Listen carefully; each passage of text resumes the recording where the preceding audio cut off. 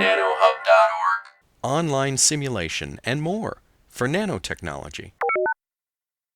So basically, what am I going to talk about? So in some sense, it's like very mathematical, okay?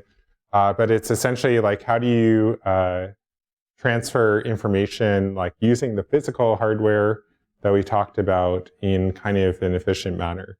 And arguably, this is like primarily like a kind of a separate sub area within electrical and computer engineering. So rather than try to basically reproduce like entire classes that already exist, I'm just going to give very high level, quick overview of some of the key topics. And then, of course, answer any questions. And if you feel like it's appropriate, go into more detail in a follow-up lecture that I'll just tape. Okay, so what we're going to talk about, there are two types of ways to encode information in a single physical channel, which are multiplexing and then on-off keying, okay? So then first on the multiplexing, the first type of multiplexing is code division multiplexing. In code division multiplexing, the idea is you take some initial signal and then you multiply it by some address code.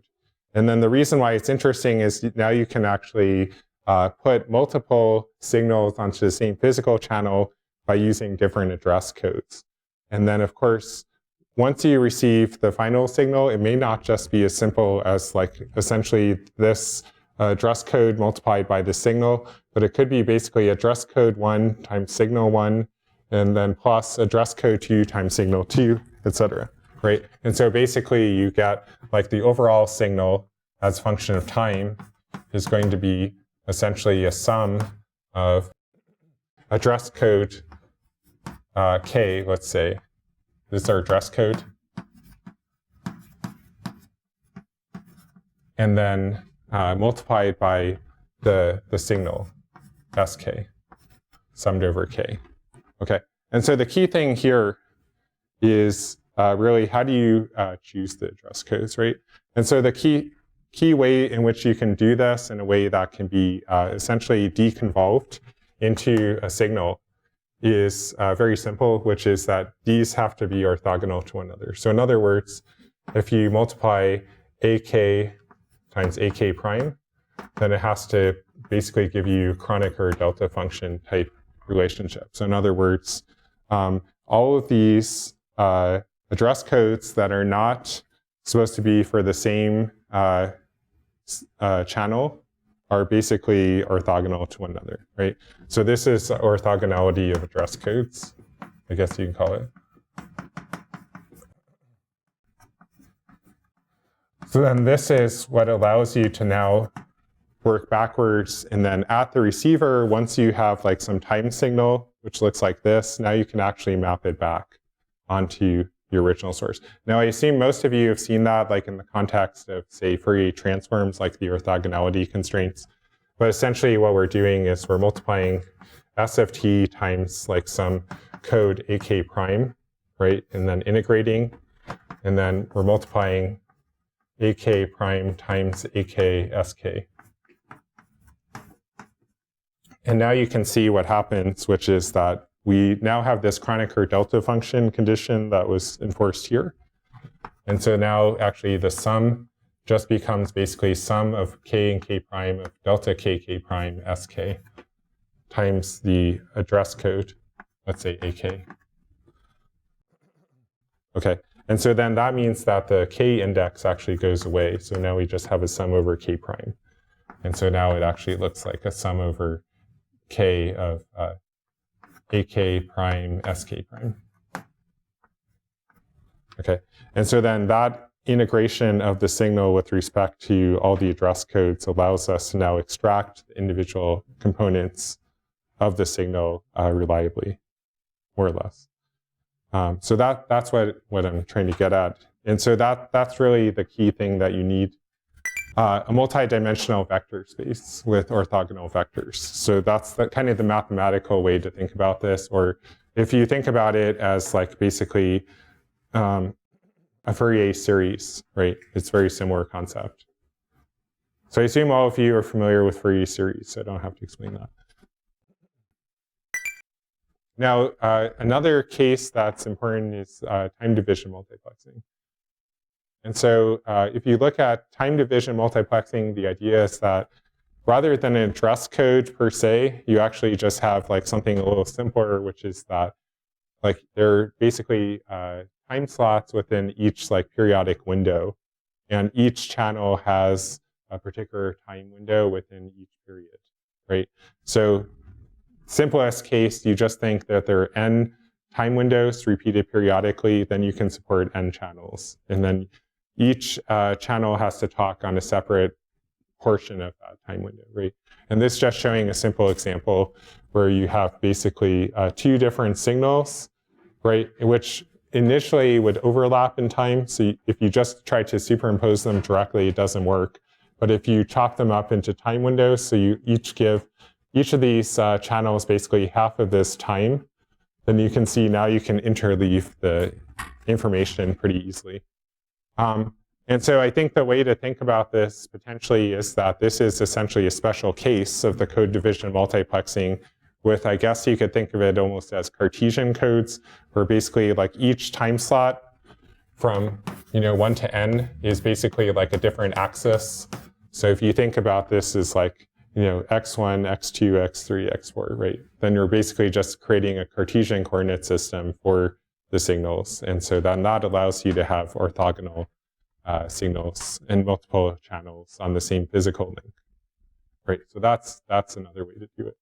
Now, the last thing I wanted to show you about the multiplexing is basically a comparison of the bit rates. And so the reason why this is important is because if you have two users trying to communicate on, like I guess what it's called very generically a Gaussian channel, and so this is like so broad that it encompasses not only the specific case that we talked about, like with WDM and optical transport networks, but it's just any kind of communication channel where your signal is within some Gaussian range of frequencies, and then there's like potential for crosstalk and so on and so forth, right? Then this just trying to show like, at least like in principle, what are kind of the results if you have different types of encoding schemes. And so this is actually showing you that in principle, if you have basically two rates, R1 and R2, of the communicators, this actually has a key constraint, which is that, of course, there's a total upper limit on each communication back and forth, but then there's also potential for crosstalk between the users that are communicating, right? And so that means that if you try to ramp up the communication from 1 to 2, then you're actually going to take a penalty for 2 talking back to 1, right? And so it's just basically saying, because a single physical link, if you try to send information both ways, then it's going to cause a lot of confusion, essentially, right? Just like if 10 people are talking in a room at the same volume, it's usually very hard to hear any one person at a time. So this is kind of basically speaking to that issue. And it actually shows you some interesting things, which are, first of all, that if you're using certain types of code division multiplexing that are not like carefully chosen, when you're talking back and forth, then you actually start to get a huge penalty when both are talking at the same time. So you can, of course, in the case where it's just unidirectional communication, like a lecture, say, you can actually get very high bit rates that are comparable to the optimal rate. But then once you start communicating back and forth, you take a big penalty. In time division multiplexing, arguably, it's a little bit easier to interleave communication in both directions, because that's a special case where you can basically have time slots for communicating this way and then communicating the other way, right? So from 1 to 2 and then 2 back to 1. So then that's why you actually get this linear performance. However, in principle, you can actually even get slightly higher than this if you have a very clever scheme for interleaving these two approaches. Now, I think in practice, this still area of ongoing research, how can you really push above this time division multiplexing result, like which is linear, to like get to more optimal range? At least theoretically, it's been established that it should be possible to get slightly higher than the time division multiplexing. So the key point to take away from this is that while time division multiplexing has a lot of advantages, it's certainly not the theoretical best multiplexing design ever. So there's definitely room for future research. Okay. So any questions about this part? Okay, it's clear.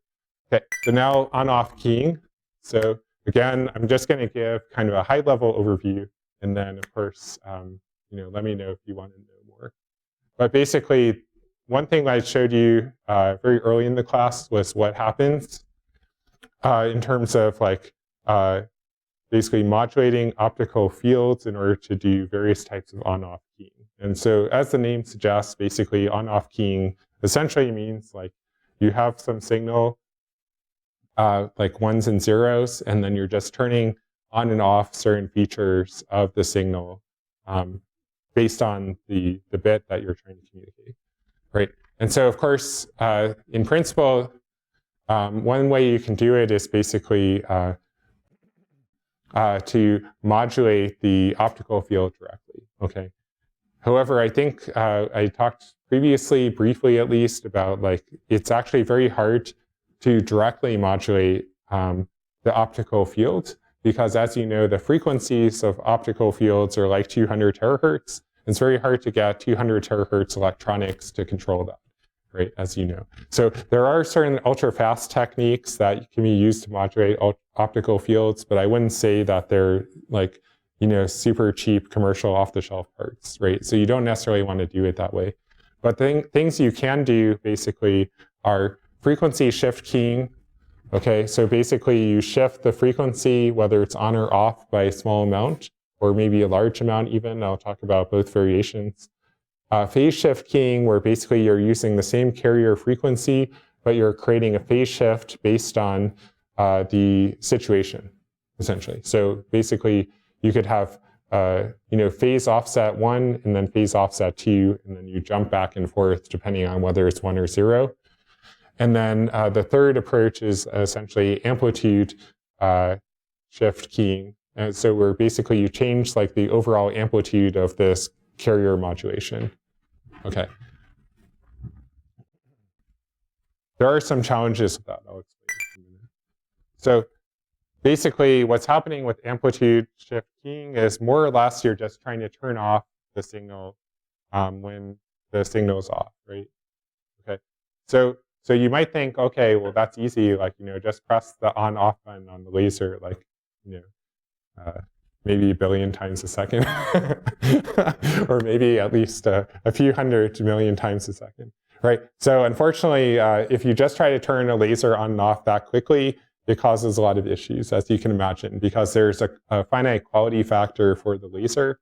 So you can't necessarily just expect it to turn on and be stable within, say, a nanosecond. It takes longer usually.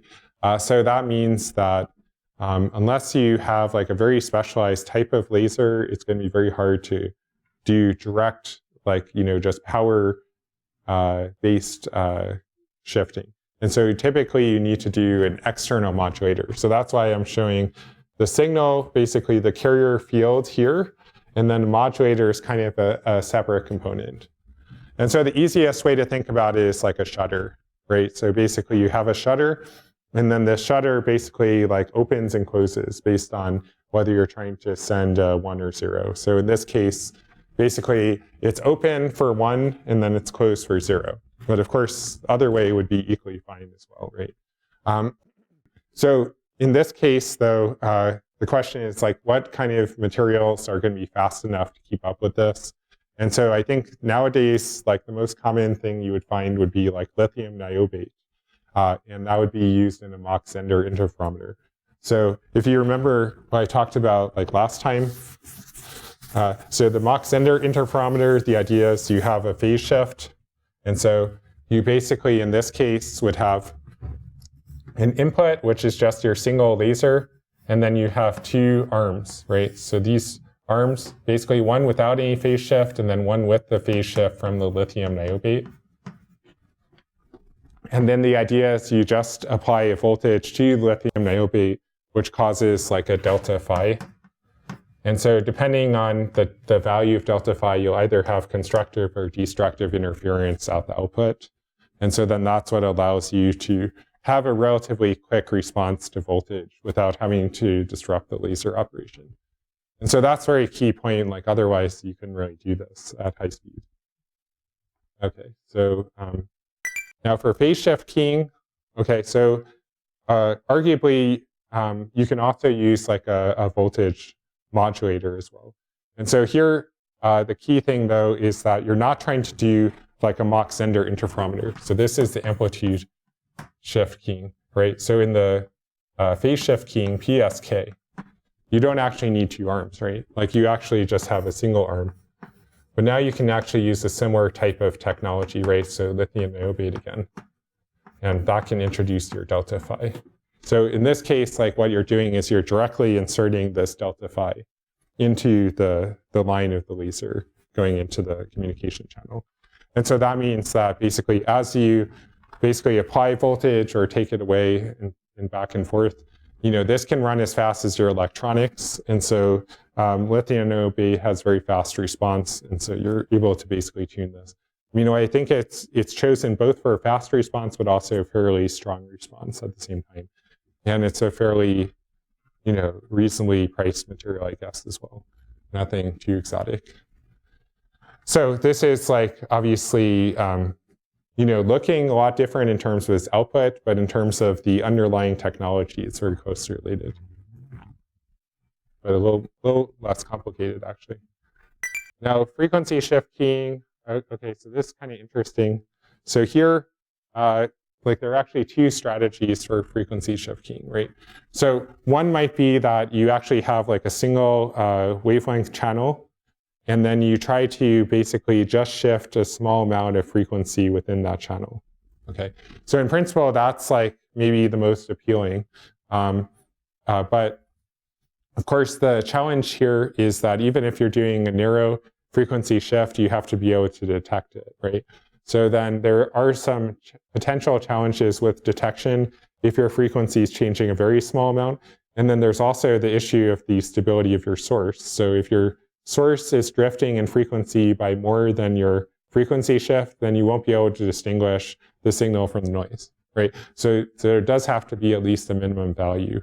But then the other approach is basically to say, actually, we're just going to forget about trying to stick within our channel, and we're going to go like well outside of our channel.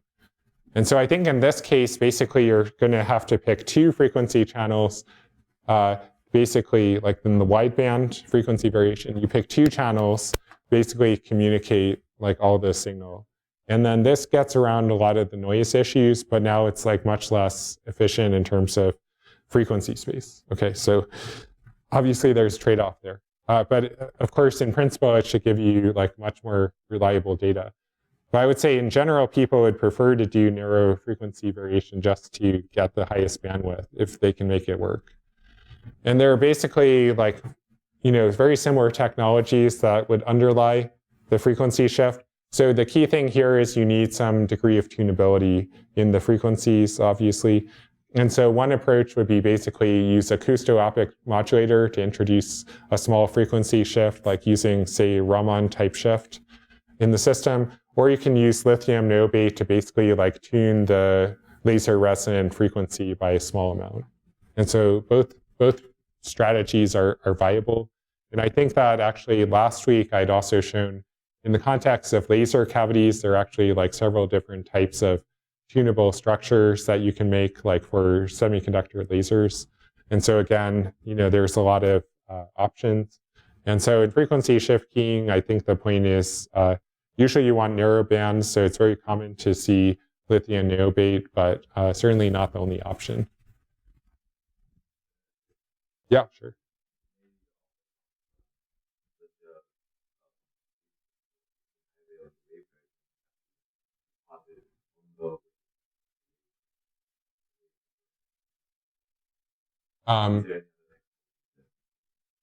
You're just asking about how do you like create the whole device like in terms of fabrication? Yeah, well, certainly this is a big research topic in some sense. Like how do you do everything on chip, right?